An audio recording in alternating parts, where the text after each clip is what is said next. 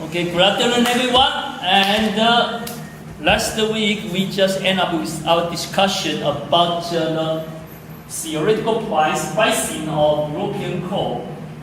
And we come up with the discussion about this pricing model is presented by the Nobel Prize winner, the Professor Malone Schwartz, and his partner, Professor Fisher-Black.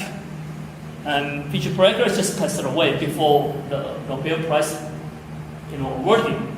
So this prize also went to the other professor, their MIT's colleague, the Professor Robert Merton. So this pricing model is kind of, famous and very practical, useful.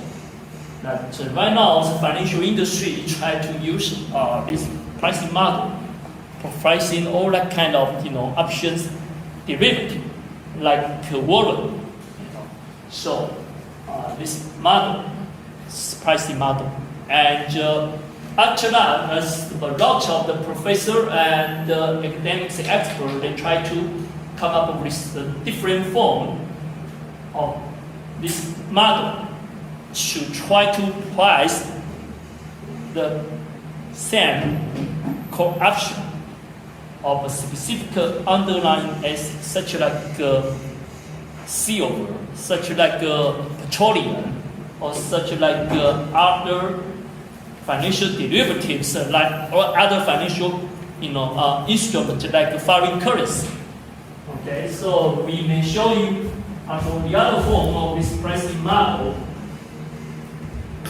which is modified to pricing the foreign currency as this underlying asset. Okay?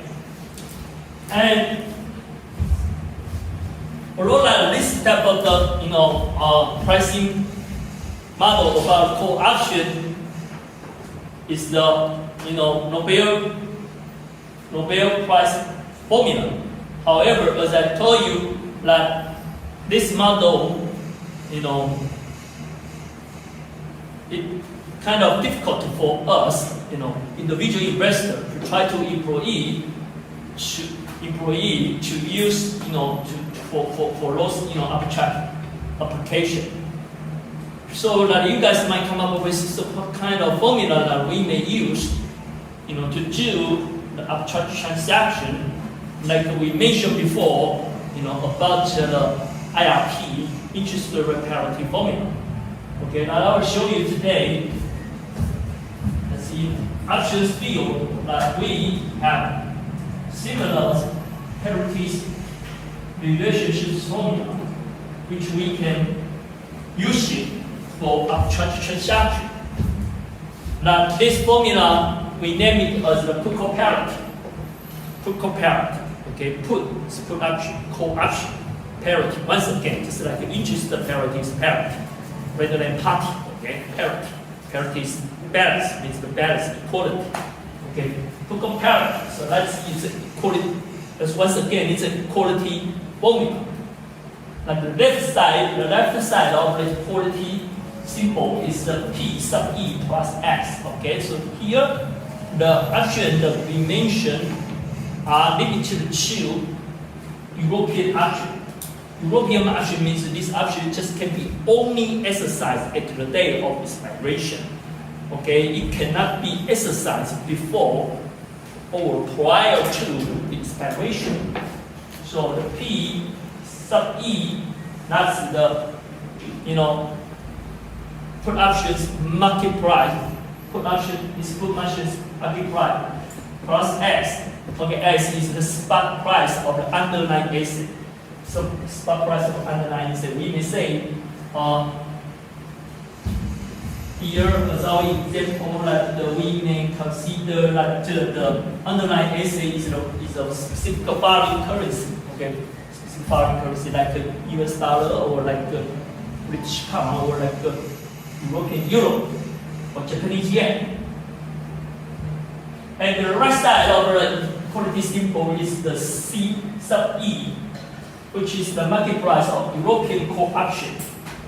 Okay, and plus E. The capital E is the exercise price. It's the exercise price of these two options. Exercise price of European good and this European coal.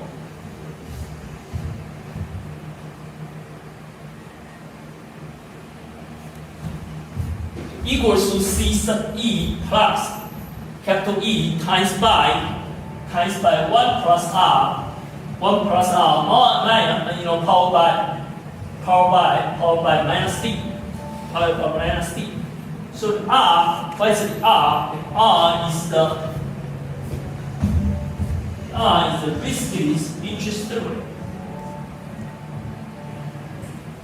The riskless interest rate of home currency at the beginning. Okay? And the T is the time to expiration of this European good and coal. So this put-call parity relationship is just like we mentioned before on the interest rate parity. It's a parity relationship formula. So you should be always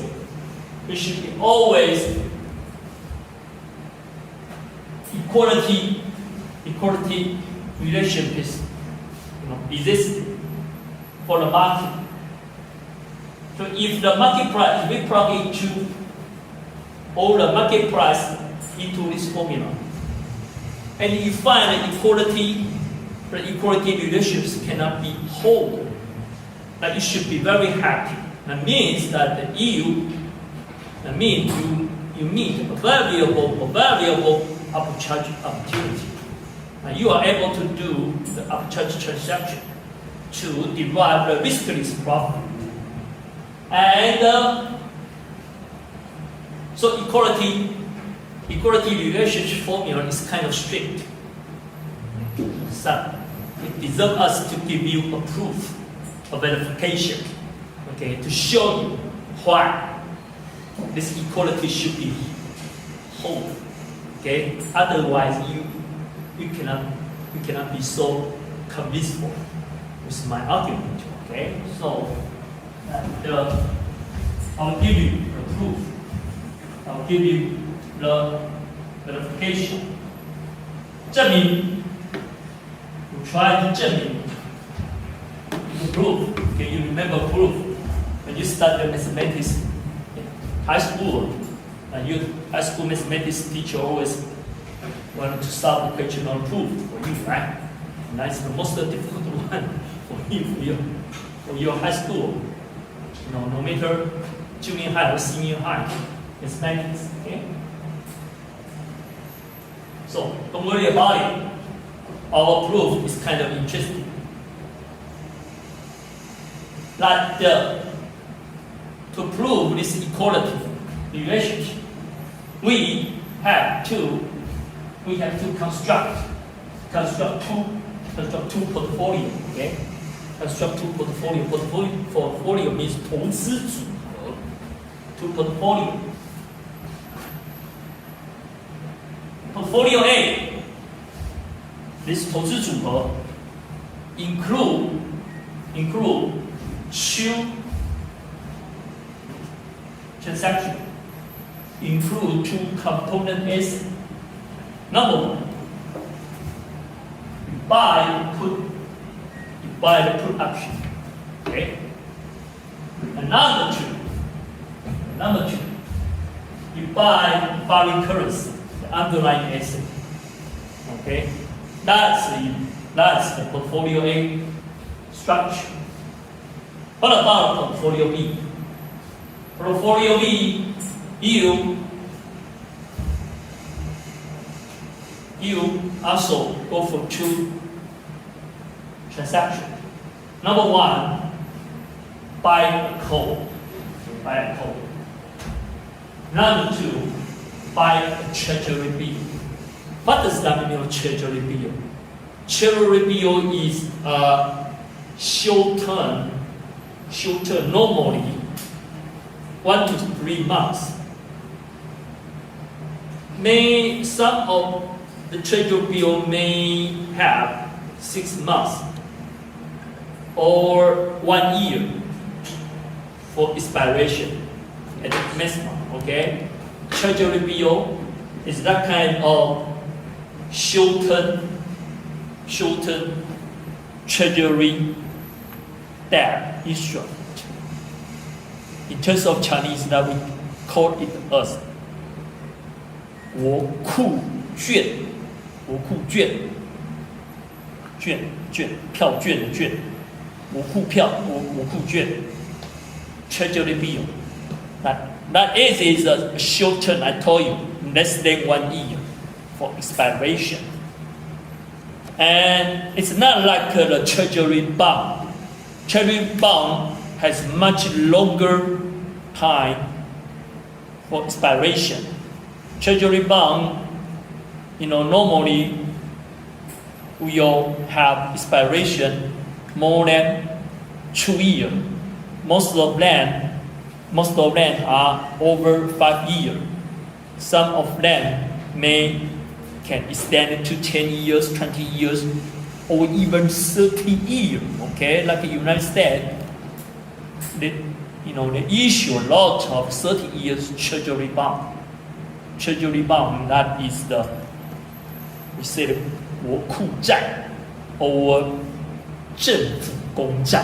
Have you ever heard about it? 政府公债. That means that the government treasury department, 财政部, okay, try to issue this kind of debt instrument, to collect capital for their financial use.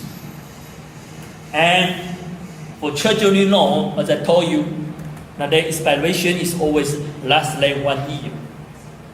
So what's its practical use? That is because that, for example, here in Taiwan, that our government always have to pay the year-end bonus to the government employee before the lunar Chinese New Year.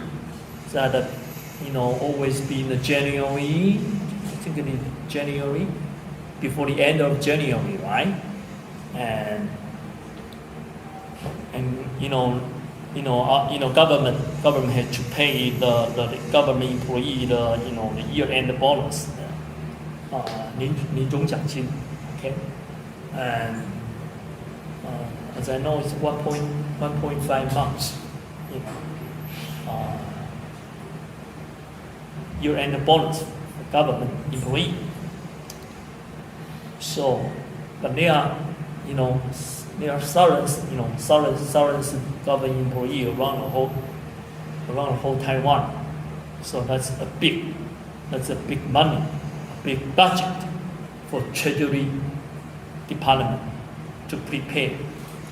However, the major financial resource to be collected is the tax.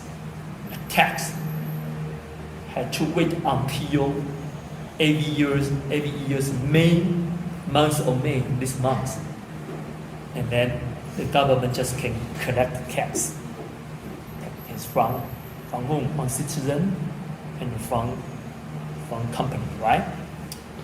So, but they have to pay the year-end bonus, to government employee at the end of the month of January. So that means that the government will face February, March, April, and May, 4 months of deficit, a deficit slack. They're going to make a trickle, a deficit. Okay, and especially the deficit, they,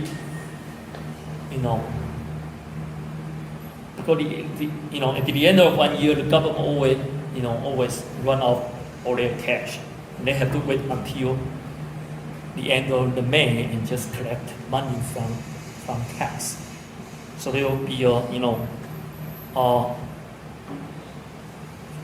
4 months credit deficit to cover. So the government will always try to issue this kind of short-term debt instrument, treasury note, before the end of January, and then collect a bunch of money, from issuing this treasury note, and then they use the treasury note, this money, to pay the year-end bonus, and wait until the end of May, and then they collect a bunch of money from the tax, and then they can repay the treasury note.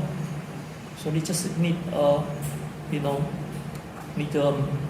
capital turnover only for 3 months. February, March, 4 months. February, March, April, and May. Just only 4 months. They don't need the money turnover for 2 years or 3 or 10 years. So they don't need to issue a long-term treasury bond. They just need to issue the short-term treasury note. Okay? And treasury note, they issue a treasury note, they have to pay the interest to the treasury note buyer. Okay? And then how do the government pay the interest to the buyer? Okay, the way they pay the interest, they pay by discount. What does that mean? Pay by discount. For example,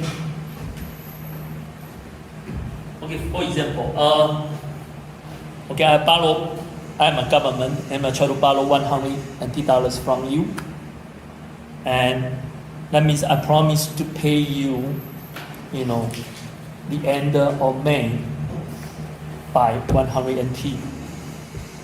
Okay. So right now it's the month of January. So are you going to lend me $100 NT? Of course no. Because until May I just pay you 100.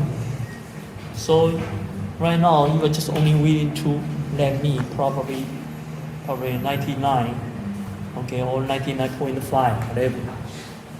And last lend, the face value 100.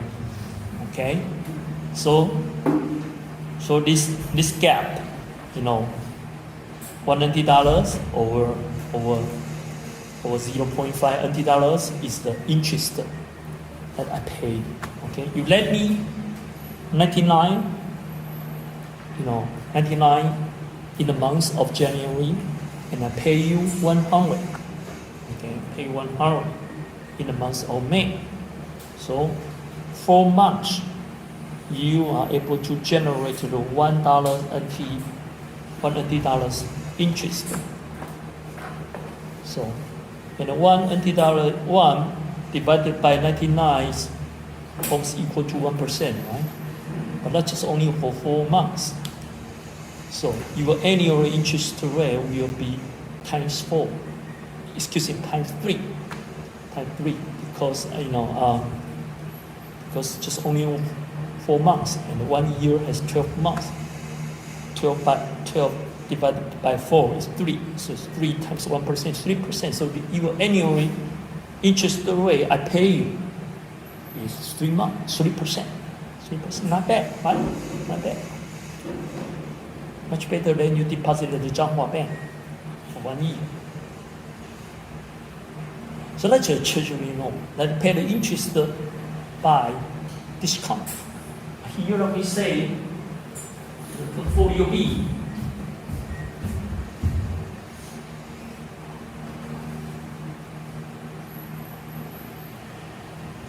The second component asset for portfolio B is just try to buy the TBO. But TBO and with the best value E. Best value E is exercise price.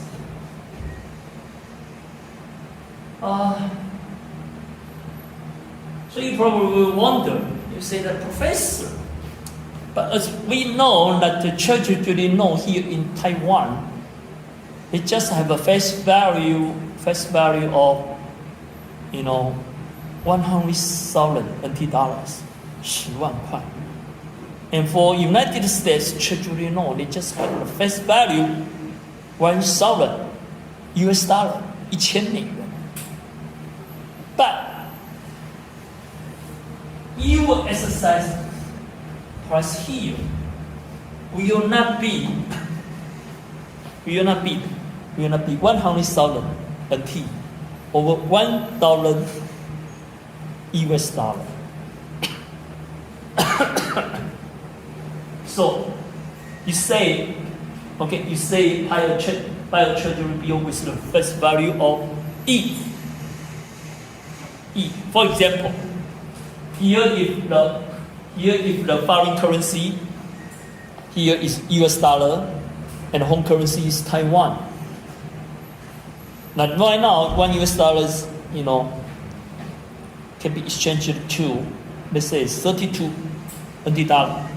So your exercise price probably will be 33, 34, or 35, near to the market price, 32.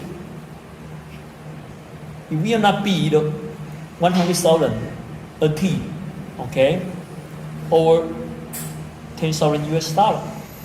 So how could you buy a treasury T-bill with the exercise price 35? Okay, let me tell you. Although I try to say here is to buy a T-bill, but you can consider it. Buy a T-bill. What does that mean, buy a T-bill? Okay, buy a T-bill means you lend the money to the government, right? You buy the government treasury bill, you lend the money to the government. So it's just like, buy a T-bill is just like you lend the money to the 彰化银行, to the Taiwan 银行. It means that you deposit the money at the 彰化银行. So is it possible for you to deposit 35 NT dollars at the 彰化 bank? Of course, yes. You can deposit whatever money you want to deposit in the 彰化 bank or Bank of Taiwan. No problem. 35, 36, 100, 10,000, it's okay. No problem. So, although I just try to show you here is buying a T-bill, but you may consider it as, I give you a notation of here. In practice, we may consider this buying transaction as a deposit capital E times by 1 plus R or by minus the amount of cash in the bank. And what is this? What is this? This is the discount factor. This is the discount factor. Okay, discount factor. For example, just now I say if the E is 100, right? And E times by 1 plus R powered by minus B is 99. So 99, okay? So this is the amount you pay me in the month of January. And then until the end of May, pay you back capital E. Okay, as we say 100. Face value. So this amount is 99. So what is it? 1 plus R. 1 plus R. R is the annual interest rate. As we say just now, is 3%, right? Okay, 1 plus 3%. And powered by minus T. Minus T, what is the T? T is not 1 year, it's just only 4 months. So 4 divided by 12, right, is 7 之一. 7 之一. So you just minus 0.33. Okay? So that is for practice use.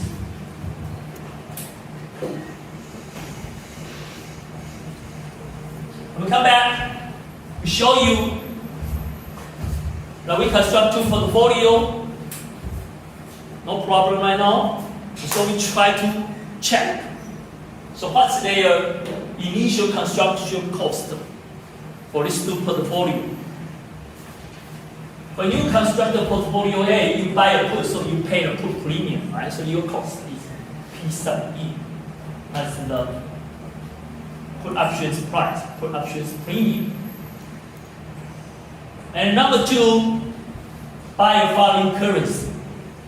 Buy a foreign currency, buy US dollar, you pay $32 NT, and $32 NT is the S. S is the spot price of the US dollar, or the market price of the US dollar. And number two, you buy a call, so you have to pay the call premium, like C sub E. And then you buy a TBO, once again, you pay me $99 NT.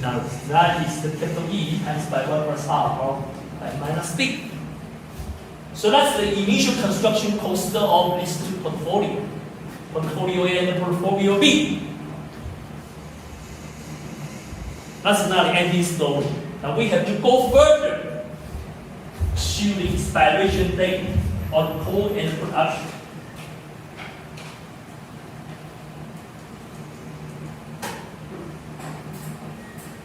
Okay, until the end of the put option and call option. What that means until the expiration date of these two options, we will check about their payoff and the expiration. Check about the payoff. Check about their cash inflow. 我们来看看，在到期日的时候，你这两个投资组合，在到期日那一天，可以为你这一个投资组合的持有人带进来怎么样子的一个现金流量的收益现金流量的情况。So let's check. The spot price of the underlying asset, the spot price of the US dollar foreign currency at the expiration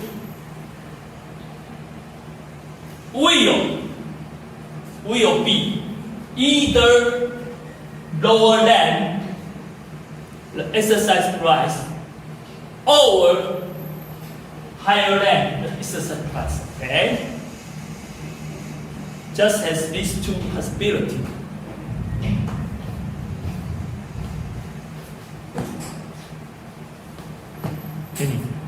For you and me, I am either taller than you or shorter than you, right? Just only these two possibilities. There is no other third one possibility. 我要不比你高，又不比你矮而已，有第三种可能吗？没有。你说等于就是大于的意思，大于等于，好不好 ？Okay. SDE will be either higher than exercise price or lower than exercise price. For example, US dollar, if our put option and the call options exercise price is it's 35, okay, it's 35. Okay, it's 35. Okay, it's 35. Then 4 months later,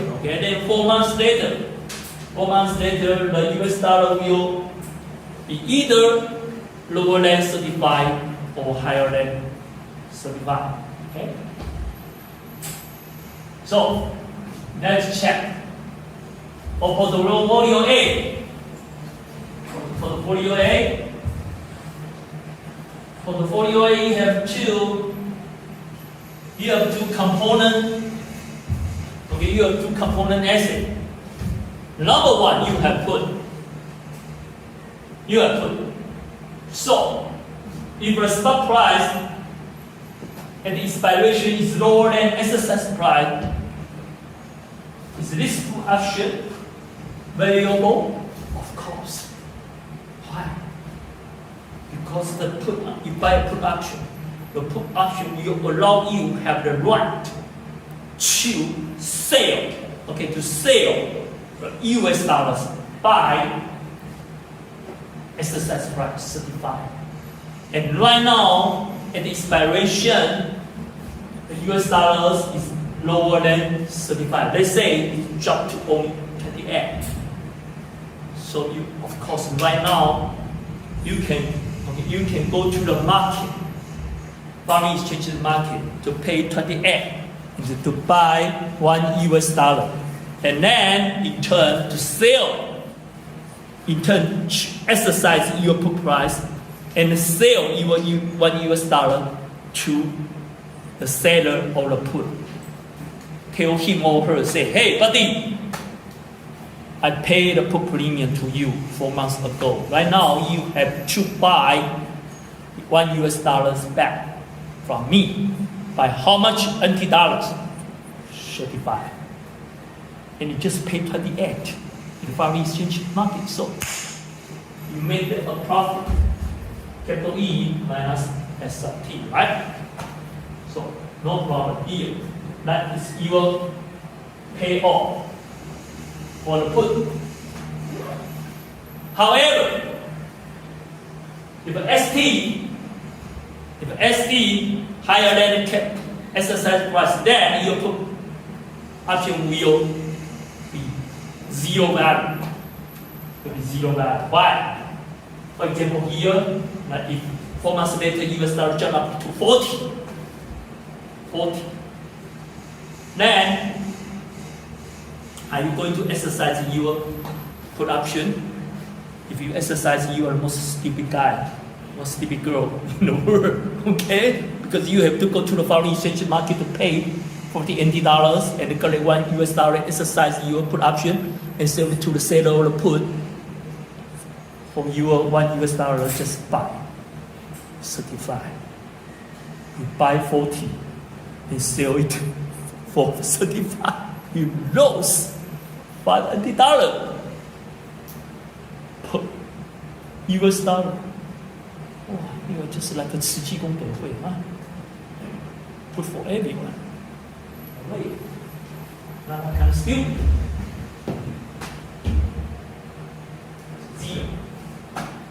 Now let's take a look about the second component by a foreign currency. Okay, foreign currency. No matter how much you pay to buy the $1 at the beginning, right now at the expiration, it will equals to the ST.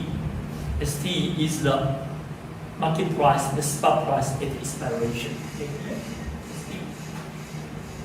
And here the same, ST. Okay, no difference. So let's take a look about the portfolio B. Portfolio B, you buy a call as your first component. Then, because you pay the call premium, right now we check about the payoff for your first component. If ST lower than SSL price, then your call option will end up with zero value. Okay? Zero. Because it's useless. It's useless anymore. Okay. Let's take an example. There's 35. And then ST is 28. And what does that mean of call option? Call option means that you pay the call premium and then you have the right to buy this $1 by the exercise price. So right now in this expiration, US dollar just cost, just price the 28 NT dollar. You need a $1, you just go to the foreign exchange market to pay 28 NT dollar, you can get $1. But right now, you exercise your call option, you have to pay 35 to get $1. Once again, most stupid boy and girl in the world. You are not going to do that. If you're going to do that, anybody ask your who is your finance professor, just give whatever guy's name, 赖清德 or 陈水扁 don't name 陈上 I never told you that. Okay.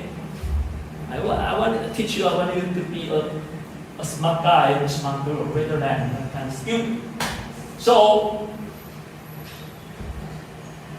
it's end up with 0. However, if the US dollar jump up to very high, let's say $40, $30 4 months later, then EU call option will be very valuable.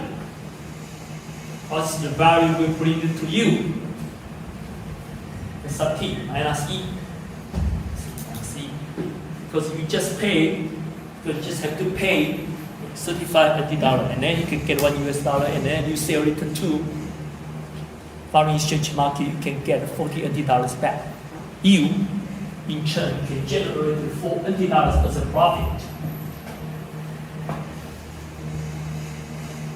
What about your second component? Buy a treasury bill. Buy a treasury bill. It doesn't matter that at the end of exercise, at the end of expiration, you will end up with collected principal value back. That's E. Like just now say $100, right? You pay 99, and then I pay you 100. That's E. This is the same. Okay.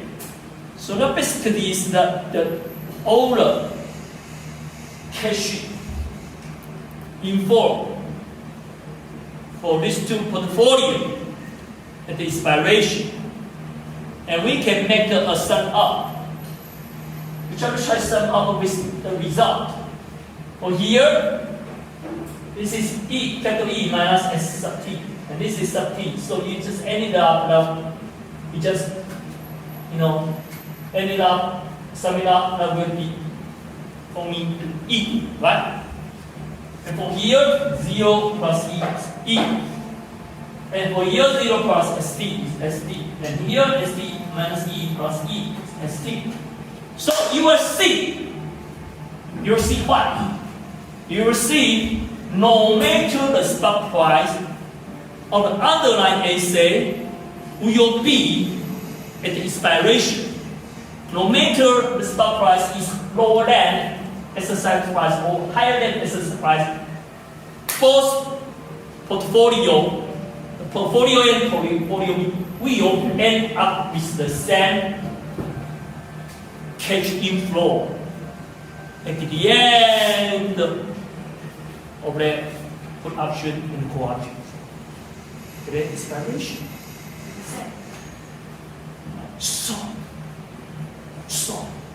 So you may declare that at the beginning, their initial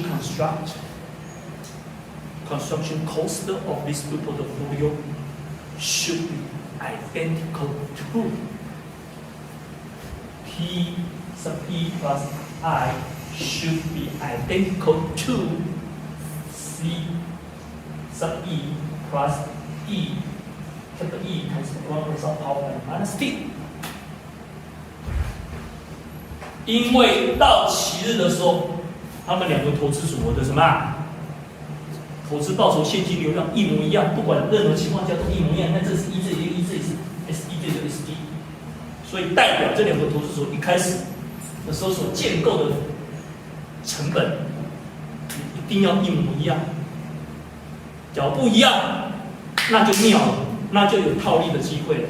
那因为要一样，所以就是 P1 加 S 等于 C1 加上1乘上1加负 T 次方，那不就是 That is exactly our comparative relationship formula. All right? So, like our high school teacher said, 顾得正。Any question, any problem? Any problem? No question, no problem. We take a 10 minutes break. We're coming back for the application. For what kind of application? For arbitrage application and for financial engineering application. Very useful. Just wait and see. 10 minutes break.